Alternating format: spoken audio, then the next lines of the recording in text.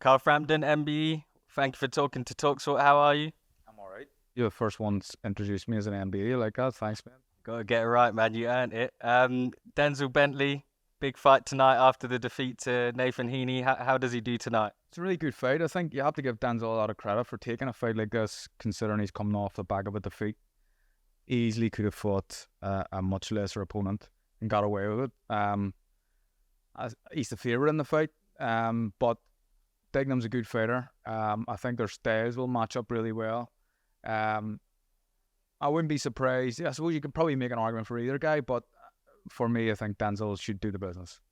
And moving on to next weekend, a huge undisputed heavyweight title fight, Tyson Fury, Oleksandr Usyk, speaks for itself. Carl, who's your money on for that fight? I mean, I've kind of been saying Fury for as long as the fight's been made, and I'm still saying that. Normally, when a fight's of this magnitude, my mind changes a couple of times, but I just think that it would be too easy to say Fury says wins him the fight because he's much more than just a big man. He knows how to fight. He's a proud man. He takes a shot. If he gets dropped, he gets back up and he wins. Usyk, you can make an argument again for both guys winning the fight, and I love Usyk, love everything about him, but trying to rationally think about things, and I think that you combine all the attributes that both guys have, plus add the fact that Fury size and weight advantage. I think that'll be enough for him to win the fight. And how does Tyson win that fight? I think it's a long fight, and no one's getting knocked out pretty quickly. I think there may be a stoppage in the fight. If there is a stoppage, it'll come late. I think that Tyson's going to be aggressive in this fight and start on the front foot.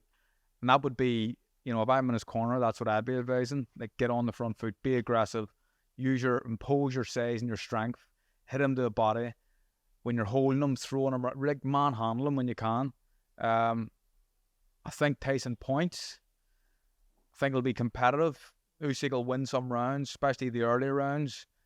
There's a chance Fury could stop him late as well.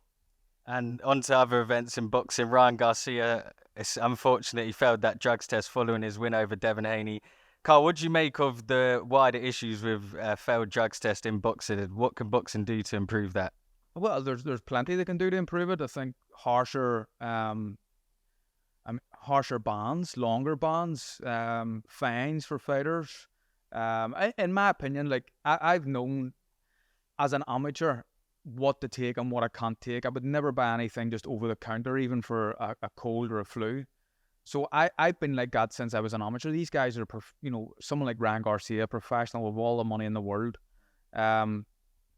And the excuse of something was contaminated or he doesn't know what happened, it just doesn't sit well with me. So I think someone failed a drug test in a sport as dangerous as boxing should be banned for life. That's not going to happen. So the long bans need to be longer. You getting a year for these guys, it's nothing. It's not that detrimental to them at all. They'll just fight when the ban's up straight away again. So I think the bans and the time out of the ring needs to be longer. Fine them heavy. But we'll see. There's plenty to do to stop it, but whether the governing bodies want to do that, that's another question. I'd love to talk to you more, but I know you're about to go on TV, so Carl, thank you for talking to us. Thank you, mate.